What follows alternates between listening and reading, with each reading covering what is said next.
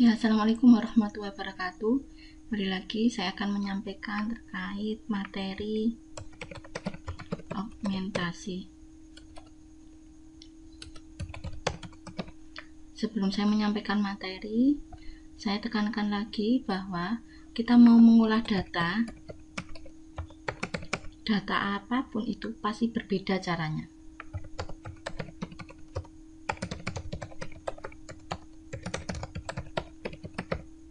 Yang terpenting adalah kita paham dasar teorinya atau konsepnya dan cara teknisnya. Jika kita belajar hal baru, maka lebih baik belajar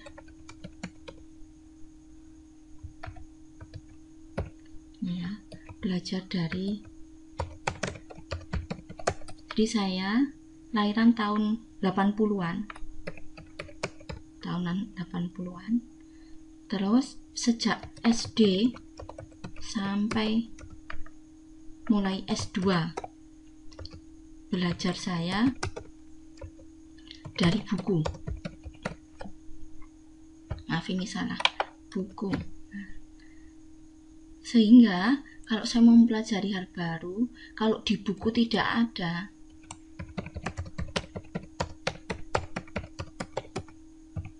maka cari dari website.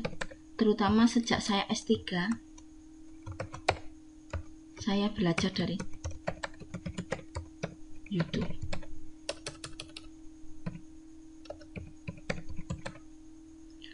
Kenapa? Karena enak, langsung kelihatan. Saya biasanya buka dari dua PC 1 yang untuk buka. Itu untuk teknis ya. Tapi kalau teorinya saya benar-benar dari website gitu. Saya suka dari buku. Kenapa? Karena hampir semuanya akan disampaikan secara detail. Tapi kalau kita mau melihat perkembangan keilmuannya, saya menjadi dosen itu mulai dari 2011. Tapi saya belum selesai S2. Saya ini mulai S2 juga 2011 sampai 2013. Maaf, salah ketik. Dan dapat NIDN itu 2015, ingat saya. Terus saya sertifikasi dapat itu 2016. Nah, dari situ saya akhirnya kalau butuh perkembangan keilmuan, karena saya dari awal itu belajar dari buku. Nah, kalau butuh perkembangan keilmuan dari artikel ilmiah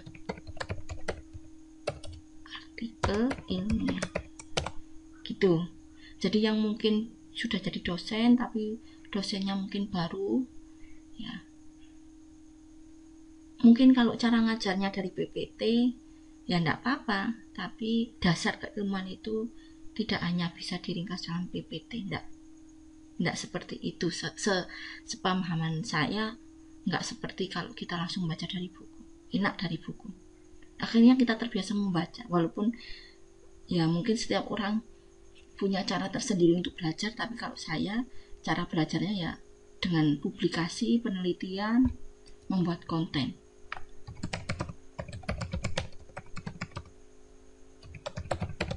Terus ini nanti akhirnya membaca, saya publikasikan, terus membuat konten seperti ini. Nah, kenapa kok saya membahas augmentasi? Karena disertasi saya ada yang nanti berhubungan dengan augmentasi juga ada. Terus di sini akhirnya sebelum saya contohkan teknisnya, intinya saya mengambil dari mana literaturnya. Nah, dari sini. Nah, ini. Kenapa kok saya pakai augmentation? Karena sebelumnya itu saya sudah banyak nyoba, banyak baca juga, banyak library untuk augmentasi. Dari TensorFlow juga ada, tapi di PC saya nggak support. Jadi yang saya pakai akhirnya ini, augmentation, itu yang support. library-nya banyak, coba dicek aja di TensorFlow juga ada, tapi yang Argumentation itu yang cocok. Yang pertama, saya melakukan augmentasi pada gambar yang misalkan ini ngerubah. Ini saya contohkan ya.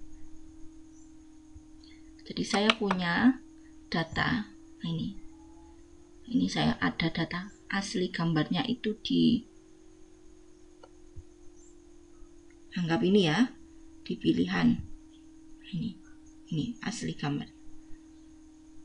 Ini total datanya ada sekitar 400-an ya.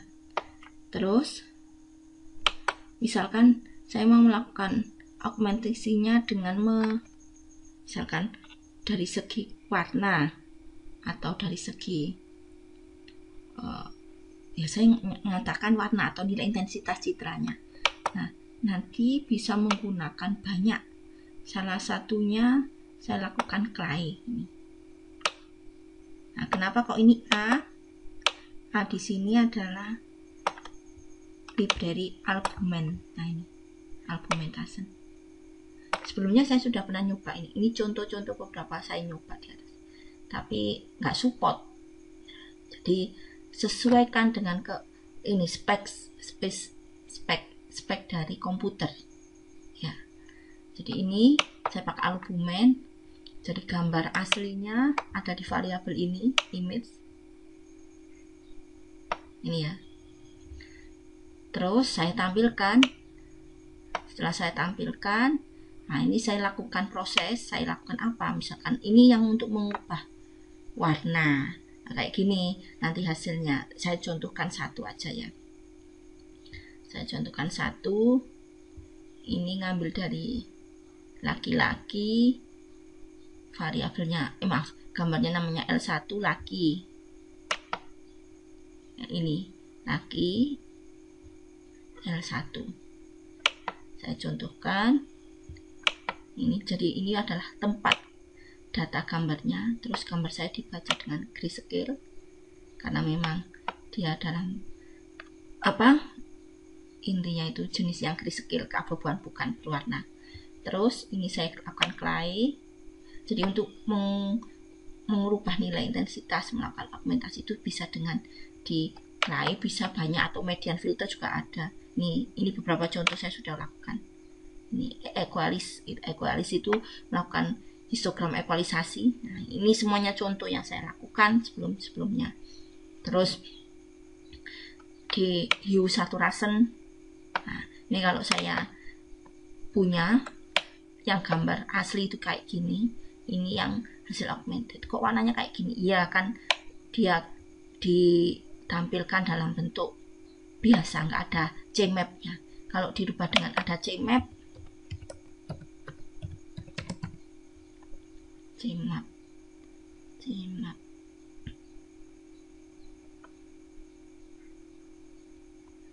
ini CMap, dia manggil ke sini CMap karena ini fungsi ini PLT IMSO augmented image. Nah, augmented image itu variabelnya ini. Terus transfer itu fungsi yang ini tadi. Nah, gambarnya yang mana? Nah, ini variabel image. Nah, terus ini visualis itu ini untuk menampilkan image asli sama augmented image yang ini. Ya.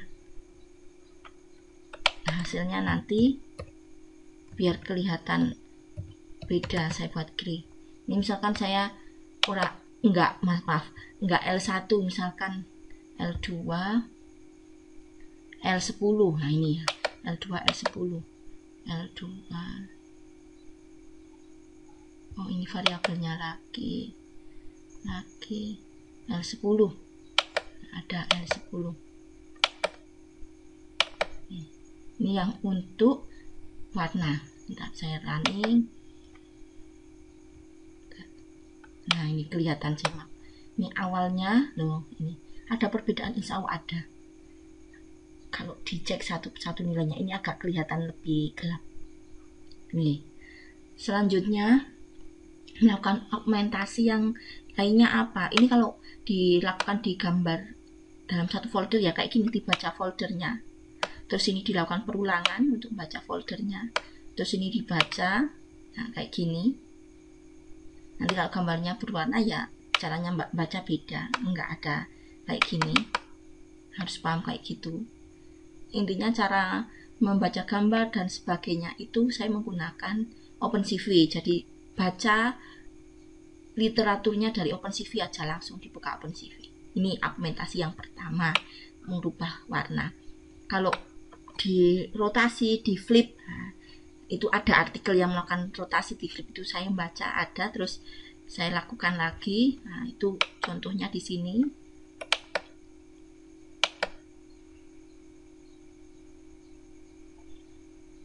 Nah, ini saya running. Ini saya tutup semua karena ini tadi saya hanya nyampaikan.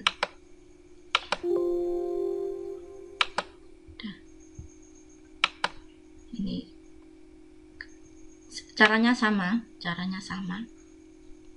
dibaca gambarnya.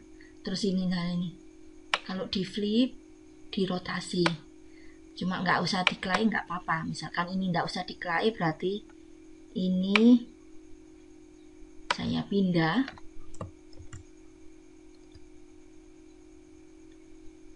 saya taruh di sini. Kalau nggak usah dikelai, nggak usah di hue saturation juga nggak apa-apa, berarti langsung ditutup. Ini di komentar.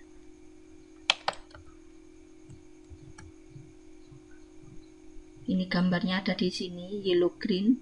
Bentar, ini posisi ininya sudah saya ganti-ganti.